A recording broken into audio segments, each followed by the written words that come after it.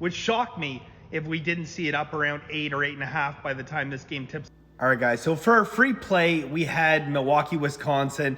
Now, at the time, we got the line at 6.5, and I said it would shock me if that line didn't close up at 8, 8.5, which, as you can see, is exactly where it did close at, which was an efficient line.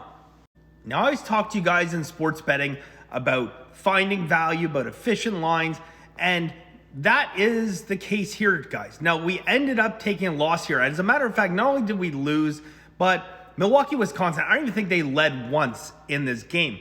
But this is the whole thing about sports betting, okay? That was the line we got. That's where it closed, guys. We found 2 full points of value. And at the end of the day, guys, if you find value long-term, you're going to win money. One of the really important things I talk about in Masterclass with our members is track everything, okay? The more you can track, the better off you're gonna be long-term. And one of the really important things to track is closing line value. How often, as a sports bettor, are you beating the closing line? And how often are you failing to beat the closing line? I give you a prime example of a failure to beat the closing line was the other day in the Chiefs game.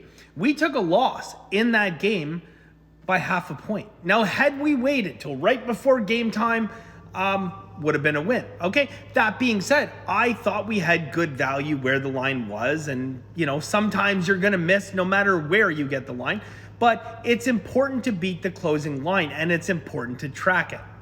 So as a sports bettor, you need to understand your singular goal is to identify value in lines. Your singular goal is to beat the closing line, to find inefficiencies within the market and beat that closing line, which is what we did in our free pick. Does it always translate into wins? Absolutely not. Does it mean you found value? Definitely. Now, it's rare to be able to find 2 points of value, and it's a shame we couldn't cash that. As I mentioned, that was one of our bigger plays that we had, right?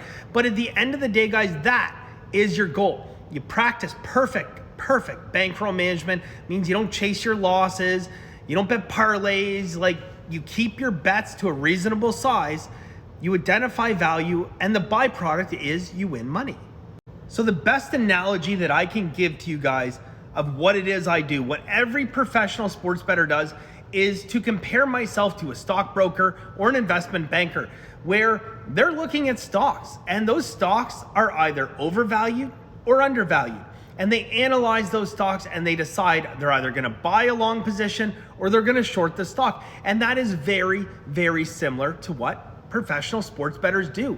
When Vegas releases a line on a game, that is not going to be always an efficient line. Sometimes it is, but sometimes it isn't. And when it is an inefficient line, we will have to decide now as sports bettors, are we buying that stock long or are we selling that stock short? Okay, and in this particular game, I felt that -6.5 was an inefficient line. The line was too low, and the true line, as I told you guys, should be -8 and -8.5, which that line moved to. Okay, it doesn't always mean you're gonna pick the right stocks. It doesn't mean you're gonna win every time, but as long as you're practicing bankroll management, you're not blowing yourself up, you will win money if you find value. I hope this helps, guys. We'll be back with a free pick soon.